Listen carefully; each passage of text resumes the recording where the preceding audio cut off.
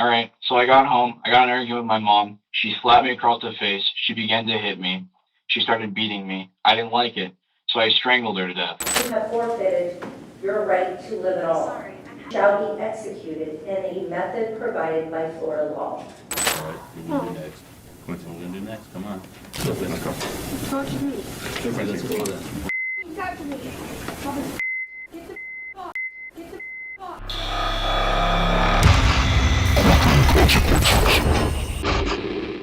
This is Aiden Fucci, the notorious teen behind a brutal Florida juvenile crime. On May 9th, 2021, St. John's, Florida witnessed a heinous crime when 14-year-old Aiden Fucci fatally stabbed 13-year-old Tristan Bailey 114 times, abandoning her dead body in the woods. Believing he had escaped, subsequent security footage damningly captured the crime's aftermath. In one, we see Fucci's mother attempting to clean his blood-stained jeans. Despite attending the same school and living in the same neighborhood as Bailey, Fucci showed no remorse. Evident in a Snapchat video, he's seen enjoying himself in a police car after the murder. Having fun in a cop car. Yep. Tristan. What's up, guys? Yep. Tristan, if you walk out the damn, it's in a cop car, cuz. Tripping, dude. The situation grows more disturbing with footage from his detention, showing Fucci unfazed during a conversation with his parents. They found this girl, right? Where? In our neighborhood. Down our main street. Is she good? No, she's not. she's dead. That's why this is very important.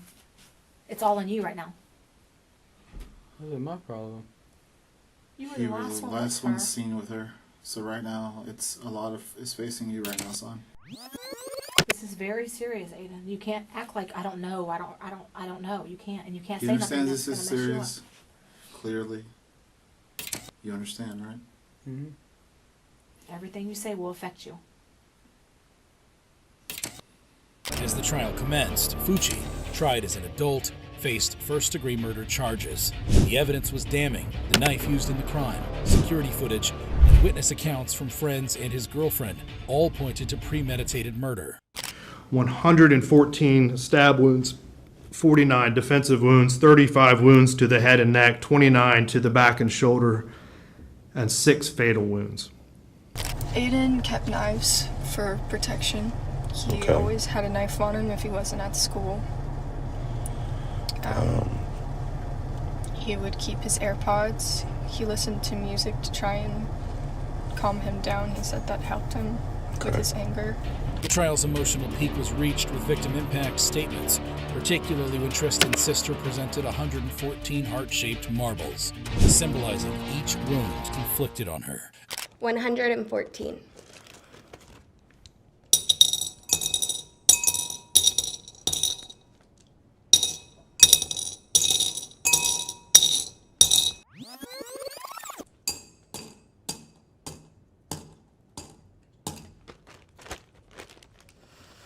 This jar now holds 114 stones, one for each of the 114 stab wounds that my sister had to endure. I bear the thoughts that one day the trauma we have all been through because of the actions of Aiden Fucci will cost the lives of my other family members. I have been diagnosed with depression, anxiety, post-traumatic stress disorder.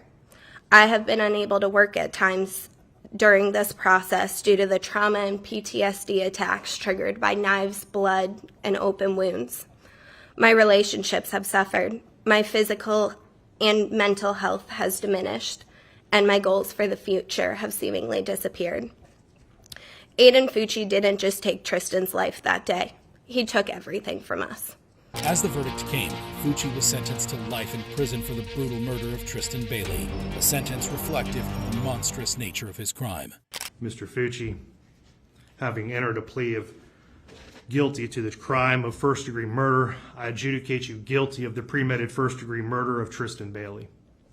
I sentence you to life in prison. Aiden was just 14 years old when he killed Tristan Bailey. But how does that compare to the violence 12-year-old Morgan Geyser caused? Stab, stab, stab, stab. Did you try to stab her before that? No. Did you guys go to the park? Yes. This is Morgan Geyser, a 12-year-old from Waukesha, Wisconsin, who's facing charges for the attempted murder of her then best friend, Peyton Leutner. On May 31st, 2014, in Waukesha, Wisconsin, Morgan Geyser and Anissa Wire, both 12 years old, committed an unspeakable act that'll forever change their lives. They lured their friend, Peyton Leutner, into a forest and stabbed her 19 times. This heinous act was done in an attempt to appease the fictional character Slender Man. Who stabbed her first? I think Anissa stabbed her first, and then I continued, and like she was like, Morgan, make sure she doesn't miss this game. She told me that she got her in the lung right here 6 times, and then like in the leg a few times. So we told her we were gonna get help, but we really weren't. We were gonna run and let her pass away. So we ran. Remarkably, Leutner survived and was found on a road where she was rescued. Came upon a 12-year-old female. She appears to be stabbed. She appears to be what? Stabbed. Stabbed? Correct. Are you with her right now? Yes. Is she awake? She's awake. Is there any bleeding going on? Her clothing has got blood on it. Okay, and you found her and she was just laying there? Yeah. Despite being arrested, Morgan Geyser was far from shaken by what just happened, as interrogation footage showed her singing and dancing shortly after being apprehended. Are you going to put me in prison and I'm gonna rot and die? Please don't cut off my head. I'm just waiting. And everywhere and hold on the outside. Sometimes I'm looking in. Geyser was later charged with attempted first-degree homicide, as both she and Wire were tried as adults. With overwhelming evidence and horrific aftermath, Morgan Geyser's fate was all but sealed. She received a severe sentence, 40 years to life, a requirement for psychiatric treatment. While some see Morgan Geyser as an innocent victim of pop culture, how does it stack up against a road rage incident that almost turned fatal? You freaking stupid? Huh? You freaking idiot? This is Brian Holmes, a fiery teen who's turning Florida's highways into a shooting range. One September morning, 18-year-old Brian Holmes from Florida was involved in a dangerous road rage incident on State Road 415. Holmes, driving erratically and without headlights, rear-ended his soon-to-be victim's car. Detectives here in Volusia say using license plate reading technology from here in the area, they were able to catch the suspect, 18-year-old Brian Holmes, within 20 to 30 minutes of the shooting. They say they were able to then arrest him at his house. He then drove alongside her SUV, opening fire and striking her vehicle 7 times. Fortunately, the victim was unharmed. While Holmes admitted to firing at the victim's vehicle in an attempt to hit the tires, his victim painted a very different picture. Plenty of cars going by, but that was them. They were in front of me.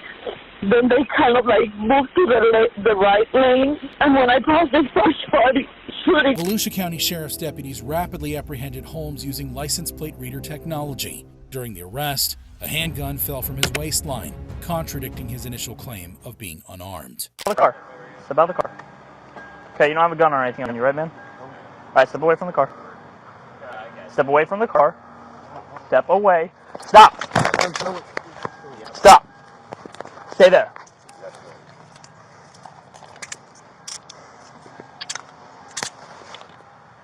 Brian Holmes was charged with aggravated assault with a deadly weapon, discharging a firearm from a vehicle, shooting into an occupied vehicle, and possession of a concealed weapon used in the commission of a felony by a person under 24. Brian Holmes' case was born out of a moment of madness. How does it compare with an 11-year-old preparing to bring death to his schoolmates? Talk to me.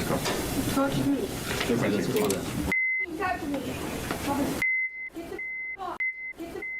This is Quincy Tuttle, an 11-year-old who was about to settle a school squabble with summary executions of his schoolmates. Tuttle brought a .22 caliber handgun and over 400 rounds of ammunition to school, along with several knives. His alarming arsenal was discovered after his mother alerted the school about missing kitchen knives, leading to his arrest and a 2-hour lockdown at the school. Prosecutors say a .22 caliber semi-automatic handgun was found and 2 loaded magazines. Tuttle faced serious charges, including attempted assault, unlawful possession of a firearm, and possession of a weapon at school. As the trial proceeded, a dark side of this 11-year-old emerged. Talk to me. Talk to me. Get the fuck. Get the fuck. Quincy Tuttle was sentenced to 2 years in a juvenile detention facility for his actions. He pleaded guilty to 2 counts of first-degree attempted assault, theft of a firearm, second-degree unlawful possession of a firearm, and possessing a dangerous weapon on school facilities.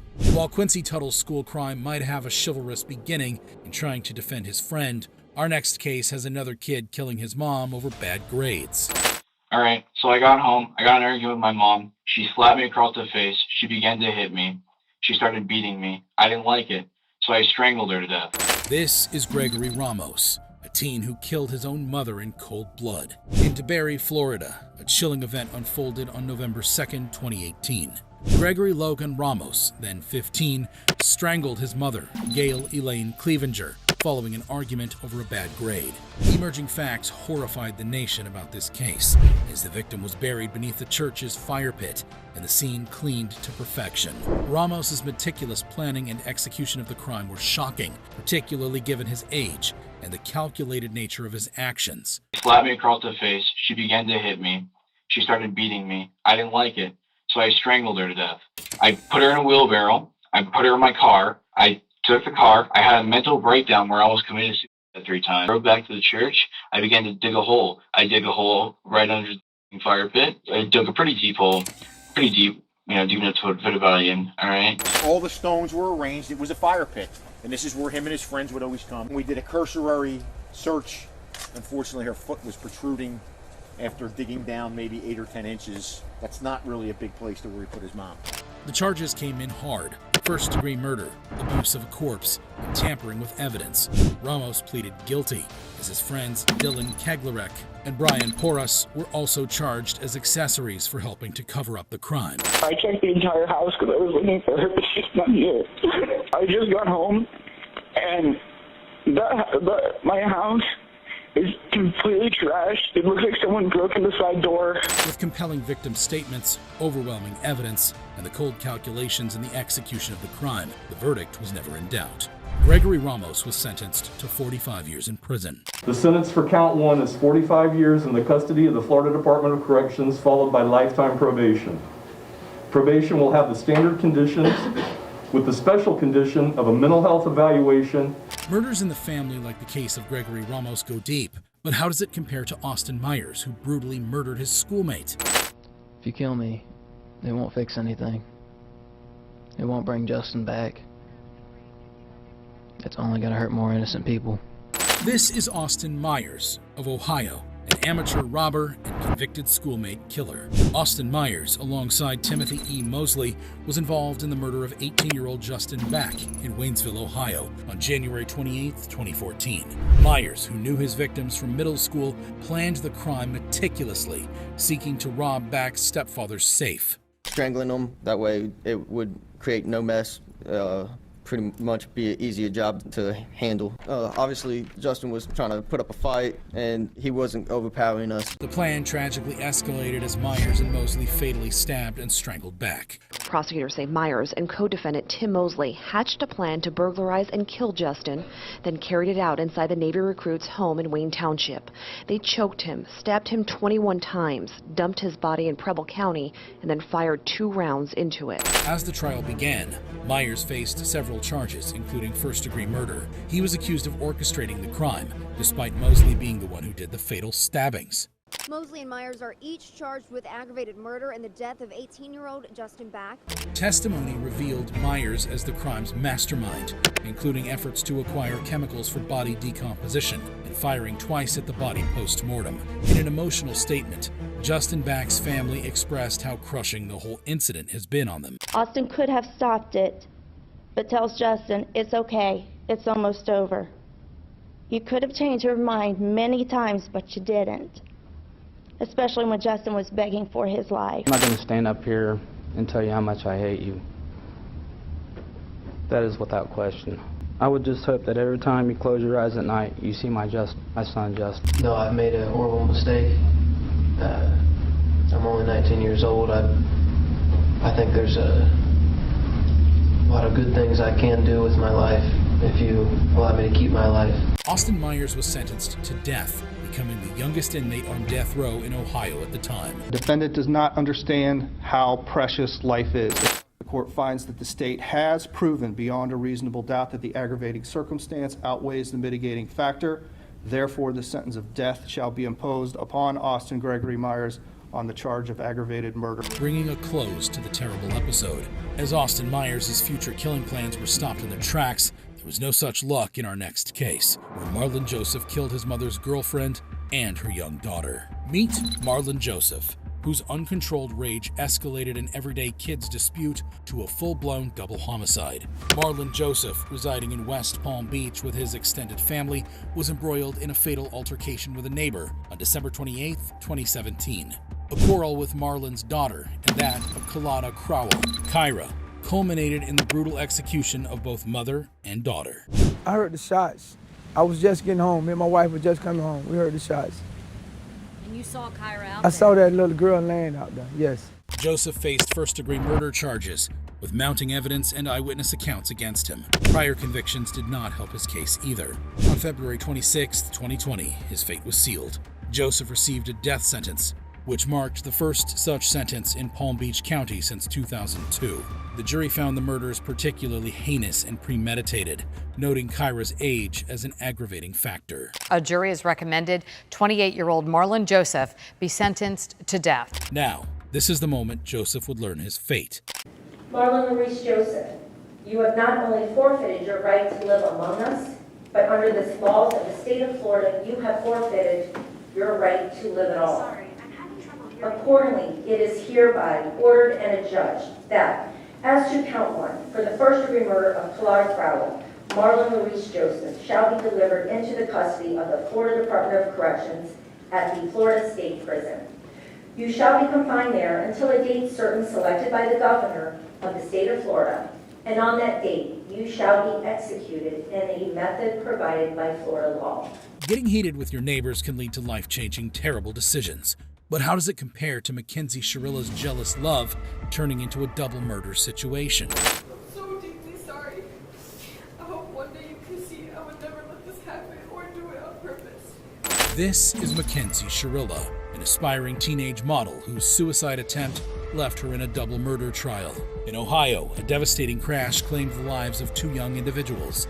Mackenzie Shirilla, driving at a harrowing 100 miles per hour, crashed her Toyota Camry straight into a brick building without braking.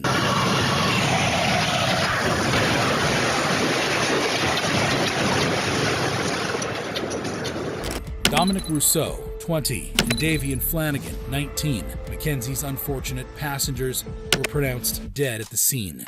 It was soon discovered that Miss Shirilla's motive was to end it all after her once sweet relationship with Dominic had gone stale after a few weeks.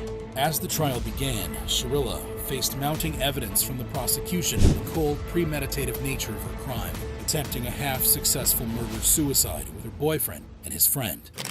Kenzie's statement in the hospital to Detective Azu, "Can't you just take my license away for 10 years or something?" That statement is Mackenzie Shirilla. The most selfish person I know. Ironically, Dom was the most selfless person I know. Mackenzie Shirilla murdered Dom and Davion in cold blood and had already moved on. Kenzie killed Dom over the thought of losing him, and she made Davion collateral damage. She was driving, going to concerts, and dressing up for Halloween, no thoughts of the families and lives that she had destroyed. On the other hand, Mackenzie's mother got the chance to address the court. My name is Natalie Shirilla. I just want to say, am I allowed to address them? So in the hospital, that Vitality post, I commented on that because somebody had called her a murderer, okay? And she's not a murderer. After what seemed to be an endless series of court dramas, the jury and the presiding judge had heard enough. Now, it is time for Mackenzie to learn her fate. Court renders the following verdicts. Count 1. The court, having had count 1 tried to it pursuant to waiver, finds the defendant, Mackenzie Shirilla, guilty of murder, to wit Dominic Russo, in violation of Ohio Revised Code Section 2903.02a, is charged in count 1. Count 2. The court, having had count 2 tried to it pursuant to waiver, finds the defendant, Mackenzie Shirilla, guilty of murder, to wit Davion Flanagan, in violation of Ohio Revised Code Section 2903.02a, is charged in count 2 of the indictment. As a jealous fit changes Mackenzie Shirilla's life forever, how does her case compare to Fernisha Torres' murder trial following a failed mugging? This is Fernisha Torres, con artist and casual robber who murdered an unsuspecting fake intimacy victim. You have 3 warrants for armed robbery and 1 warrant for felony murder. In Suwanee, Georgia, a sinister plan unfolded as Fernisha Torres, along with accomplices Nicholas Evans and Khalil Miller, lured William Tunchez in the guise of a sexual hookup. Unknown to Tunchez, he was walking into a trap where Fernisha, who lured him with intimate advances, had planned to rob him of his wallet, helped by her accomplices. Gwinnett County Police say the 3 teens had committed other armed robberies nearby, and those crimes led police to charge the teens with attacking and killing Tunchez. The discovery of Tunchez's body the following day by children playing in the neighborhood spurred law enforcement into action. Soon, Fernisha and her co-conspirators were apprehended to face their day in court. The legal repercussions were swift.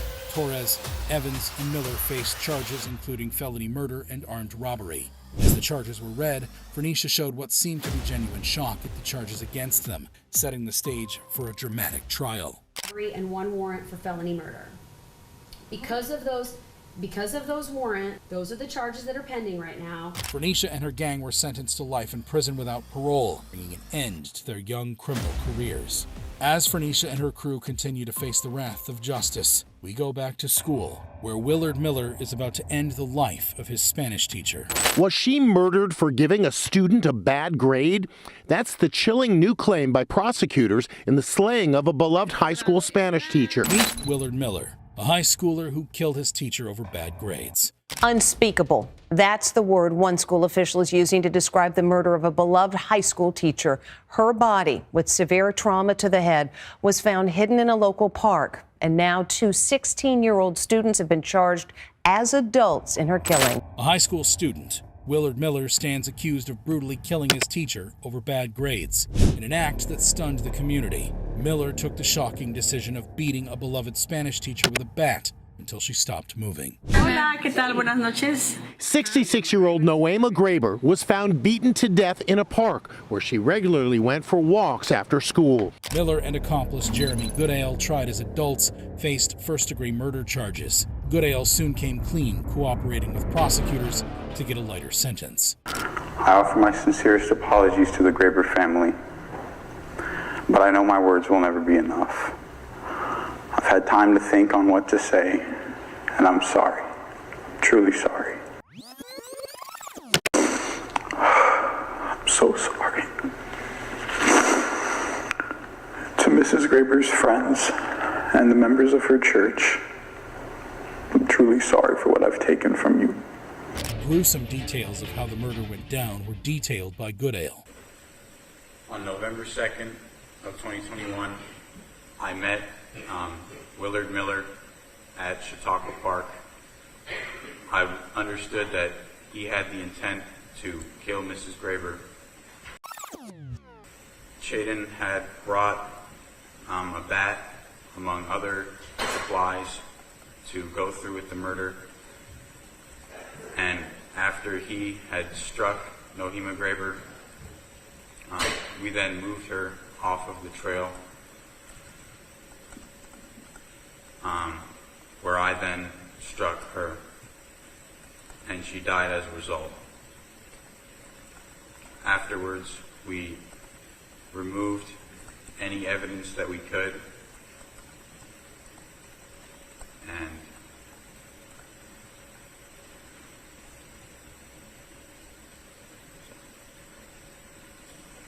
that was my recollection of the events on November 2nd. During Meyer's trial, the victim's son poignantly testified, honoring his mother's legacy. I forgive them and feel sorry that they had that anger in their hearts. There's no point in being angry at them. My mother was an angel of a woman and was one of the kindest souls. Faced with compelling evidence and heartbreaking victim testimonies from family and school community members remembering the departed teacher, the verdict was never in doubt. The court finds, based on the nature and circumstances of this offense, along with the required 25 factors that I am to consider in sentencing a juvenile in the state of Iowa for murder in the first degree, that the defendant, Willard Noble Chaden Miller, should be sentenced to life with the possibility of parole after 35 years. This sentence is permissible under the Iowa law. A 35-year mandatory minimum is not cruel and unusual punishment for the defendant, as it represents the appropriate time of incarceration for the defendant and Mr.